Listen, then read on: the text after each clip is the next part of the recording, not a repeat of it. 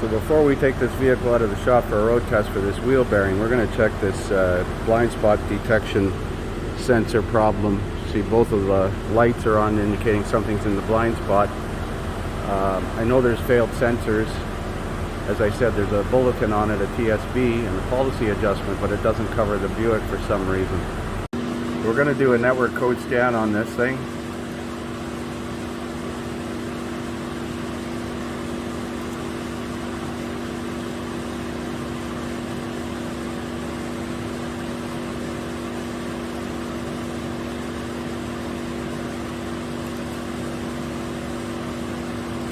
Mileage is 150 something.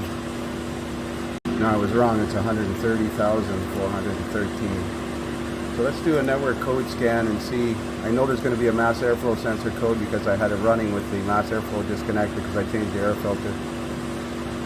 Intake air sensor and humidity sensor, all related. So I'm not worried about those things. I'll clear that code out.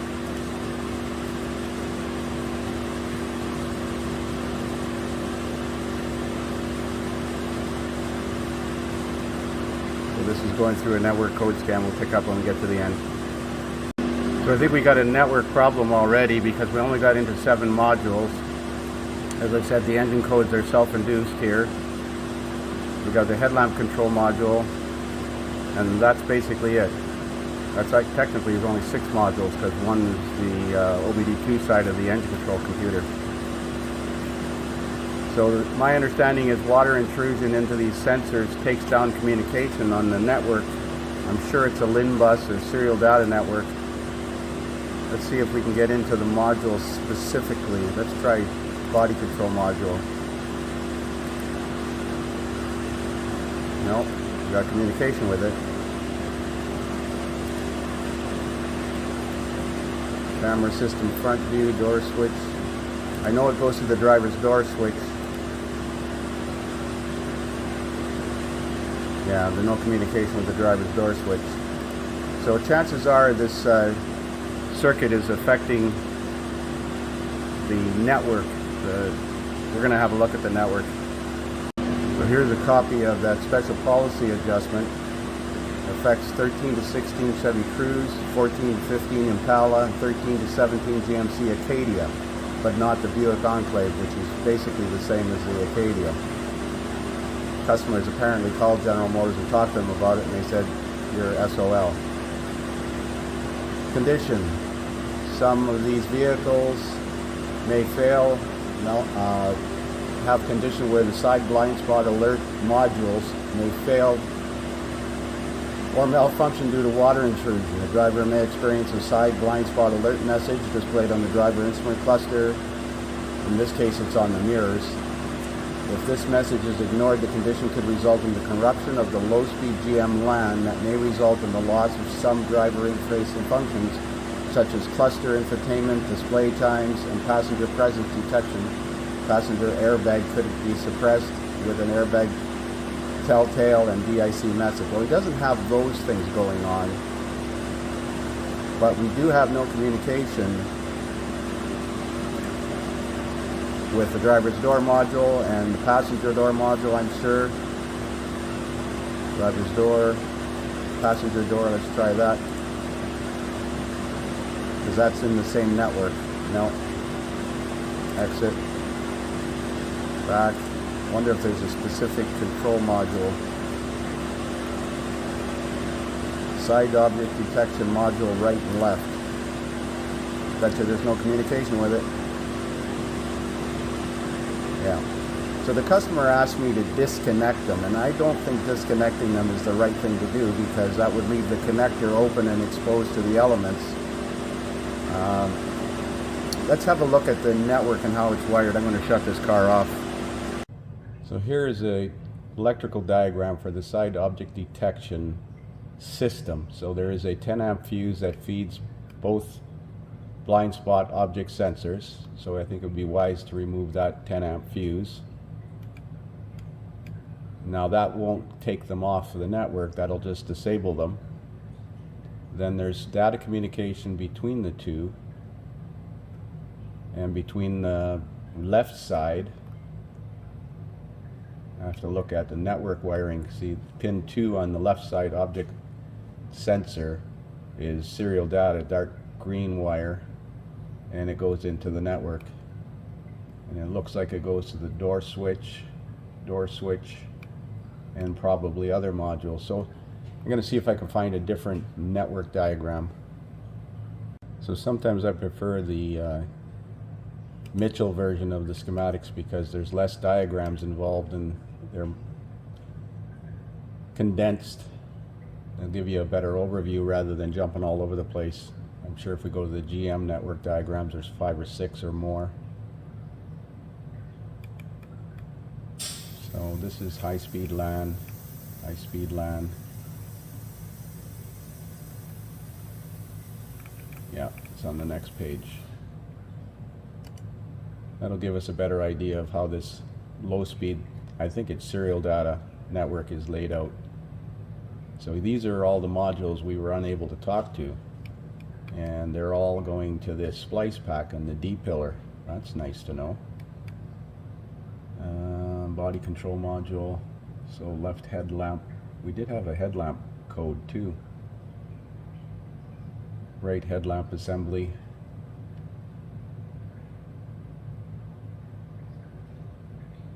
Linear so this is a LIN bus connection between the headlamp control module and the left headlight.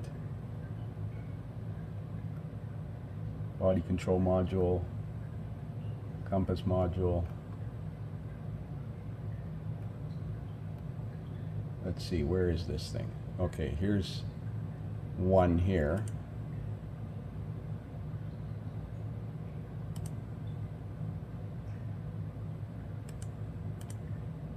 And here's one here, digital radio receiver. Where's the other one? Left side. Where's right side?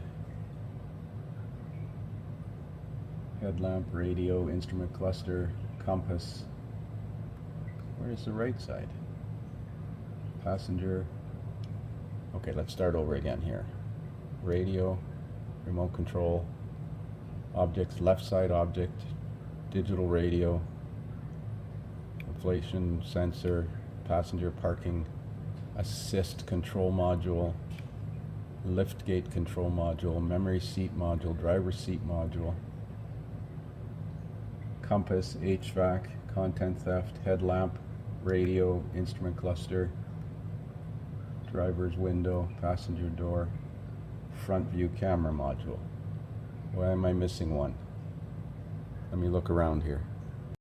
So it actually goes from the right side impacts or right side object sensor to the left side one, and then out of the left side one to the network.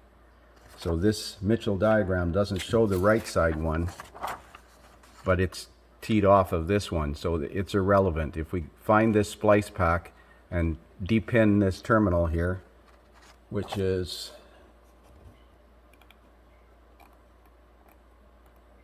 terminal 5 on splice pack JX405, that would keep those modules from corrupting the network.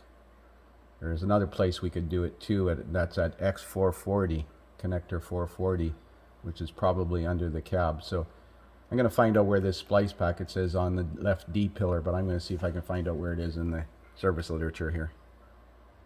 So here's a location for that JX405 splice pack. It's item number 2 on this picture. It's in the left rear quarter panel. Hopefully there's an access hole there. That's a shitty diagram.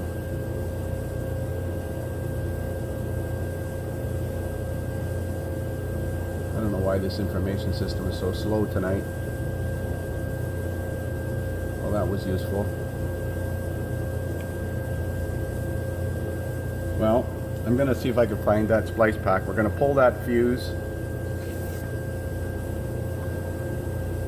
That'll disable the 2 sensors, and then we're going to depin that wire from the splice pack coming from the sensors to take them both offline in case they short out, don't take down this network.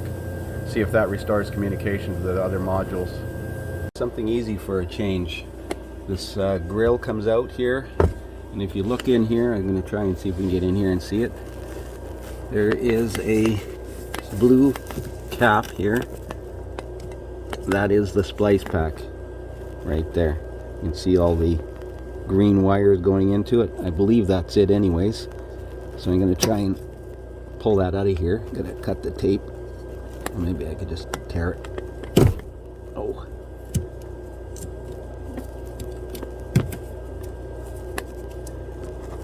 Yeah, that looks like it. I didn't remember them being all green.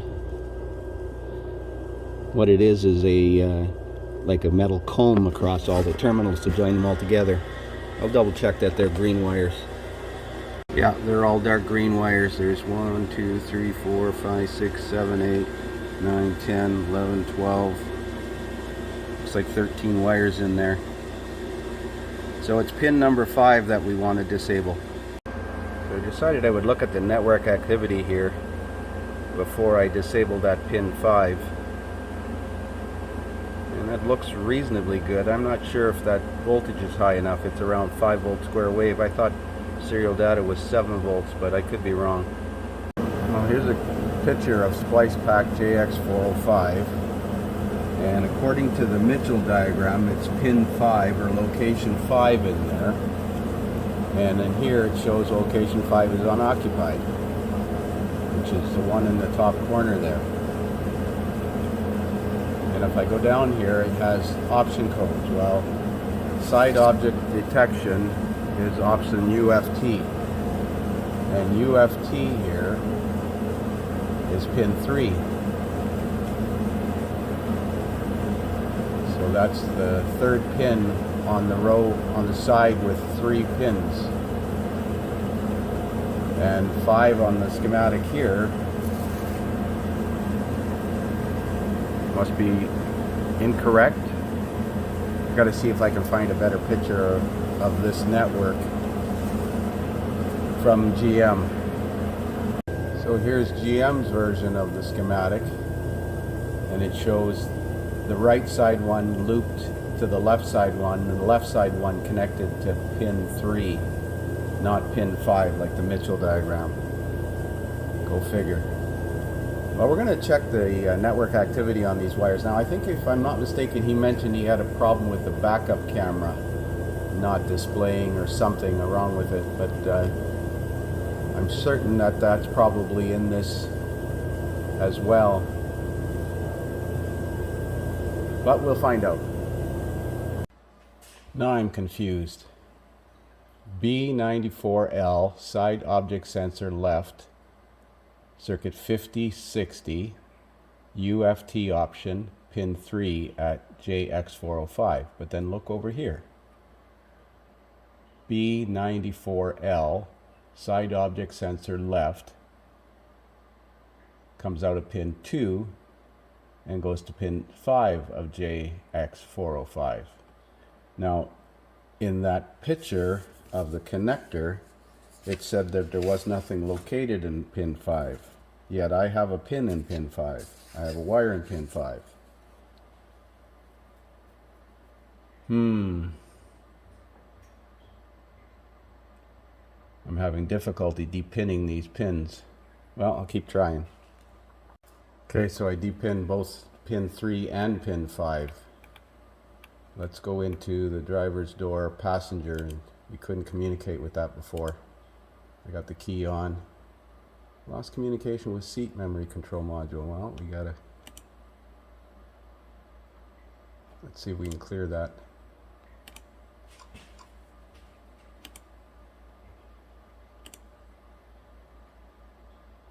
Yeah. Let's see if we've got communication with the driver's door module now. Display codes. Lost communication with seat memory control module. Well, we got communication with those modules now. Let's just do another network scan before we got into 7 controllers. Let's see what we get into now. And I did clear the codes from those controllers. Mind you, I probably generated some codes by having that splice pack unplugged. Lost communication with telematics control. Lost communication with remote function actuator. Lift gate control. Lost communication with seat. Well, we're definitely getting into more controllers now than we did before. 13 so far, 15, 16. So that was compromising the serial data wire. I should have a look at the network activity on it now with those 2 pins disabled. Still going to pull that fuse just to take power away from that thing. Not that it should make any difference at this point. I'm sure that the warning lights are still going to be on in the mirrors. Look at that, 22 controllers now. The serial data network came back online. Surprised there wasn't more communication error codes. HVAC we didn't have before. Instrument panel, I don't think we had communication with the instrument panel either. Liftgate latch control. Radio. I wonder if that's going to fix his backup camera. I think he said there was a problem with the backup camera. I'm going to do a network code clear now.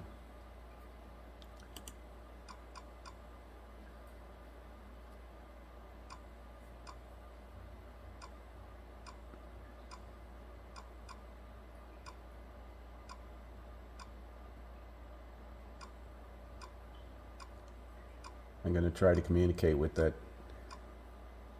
side object. 22 controllers now. Okay, let's go into the side object left. And I'm going to say we have no communication with it. Yes, good. And I'm sure we'll have no communication with the side object right because it goes through the side object left. Well, if he ever wants to fix that, oops, I meant to click exit. He'll have to change those sensors and the wiring harness as per that TSB and reconnect those 2 wires. But let's see if there's any warning lights on now. Well, the network activity on that splice pack looks the same. It's a 5-volt square wave. So I tried to do another network code scan, and I've got lost communication with inflatable restraint, sensing and diagnostic module, and lost communication with inflatable restraint. So I'm wondering if there's going to be a airbag warning light on now. So we got the airbag warning light on. So I wonder if one of those terminals is for the airbag. I'm going to temporarily connect one of them and see what happens. Better yet, I'm going to look at the airbag module and see where its serial data wire goes. Well, according to this, the sensing and diagnostic module is pin 10 on that same splice pack. So I'm going to reconnect one of those and see what happens. So I reconnected pin 5 and I have communication with the airbag module and a bunch of codes in it. So I cleared codes out of it. Let's display codes and see if we have any. Let's go back into the, what module was that in that code?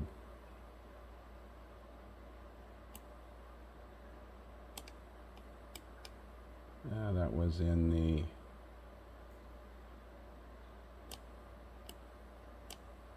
BCM, I think. Telematics communication interface. So let's go into telematics communication interface.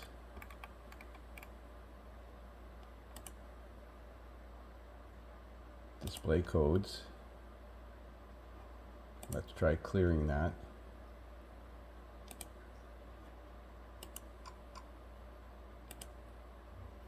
And display codes again. So obviously the pinout on this GM harness is not correct, because pin 10 is not the one I cut or I pulled. I depinned pin 5 and pin 3, which is in the yellow there, and the one for the airbag module is pin 10. Shows it right here, right there, pin 10. But this one shows pin 3, and again over here pin 5. Oh well, we'll reconnect that one, and let's do a network code clear. As long as the airbag warning light is out and the airbag system works properly, I don't care about these side object blind spot detection modules.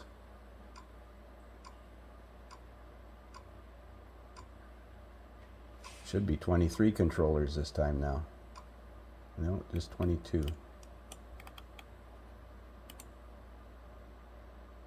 Okay. Let's do a code scan again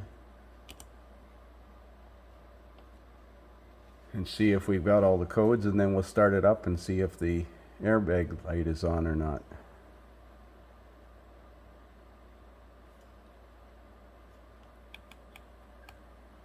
It's all green so far.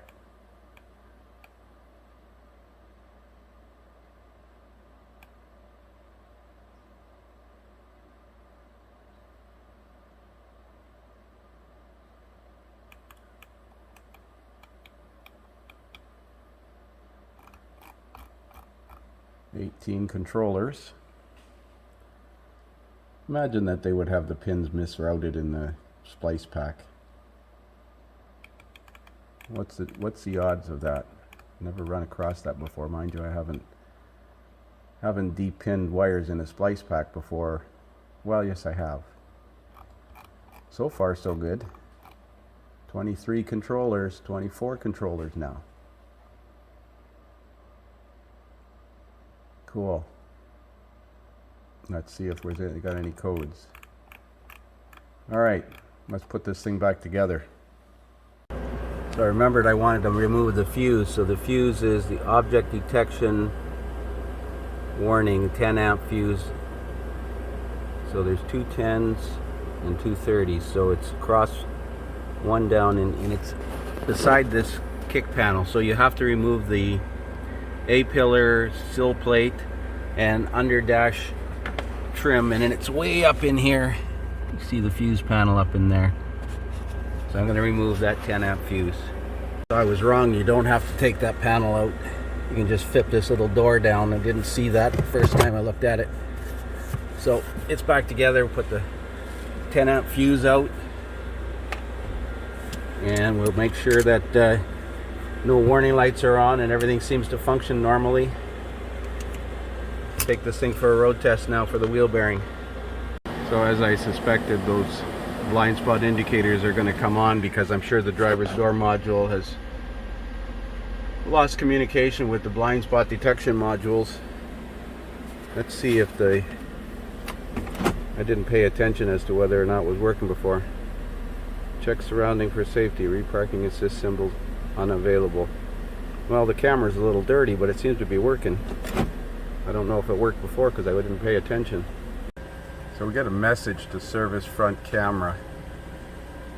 I don't recall seeing that before. I wonder if that 10 amp fuse feeds that front camera as well.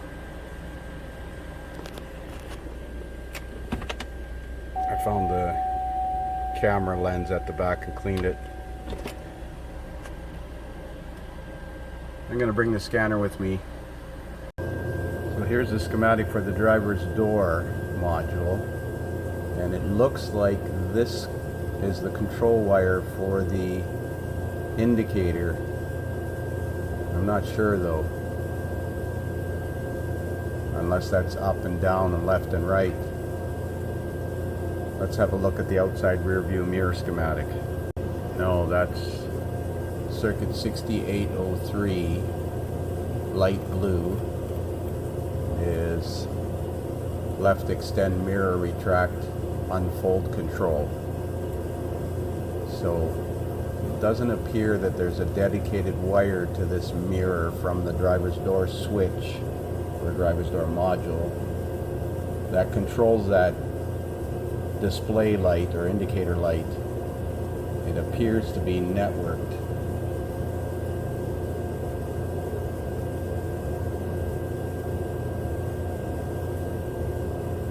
It appears to be networked, but I'm not sure of that.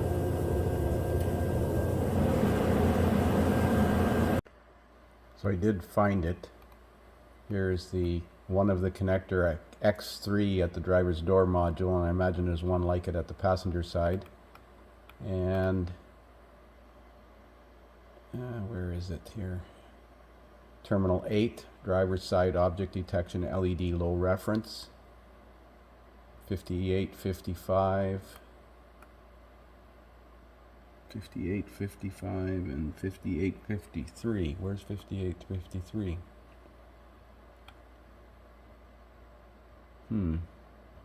Option UFT.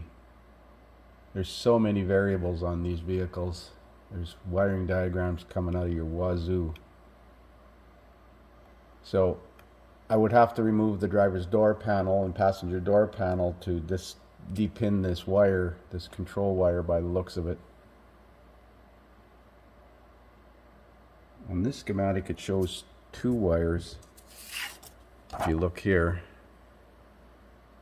there's the mirror. Where is it? Right there. So 5855 and 5853. Oh, one goes to connector X3, the other one goes to connector X7. Oh my God.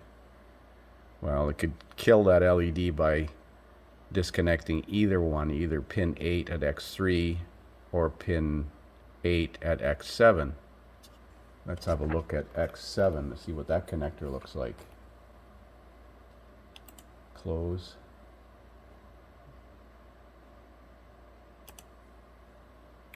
Oh, I needed to not close, and I needed to go back. And everything's RPO codes. Come on, load. So the driver's door module is not referred to a driver's door module. It's an S84D. S84D X7, connector X7. Why would they put one wire in one connector and another wire in another connector? Well, that one should be easy to depin. And there it is there, side object LED control wire, the pink wire. So if we were to depin that wire from X7, it would disable those LEDs. Well, I'm going to talk to the customer because that's going to take a bit of time to take the door panels off. He mentioned he was going to stick on mirrors, you know, those little lane departure blind spot mirrors. So I'll leave it up to him.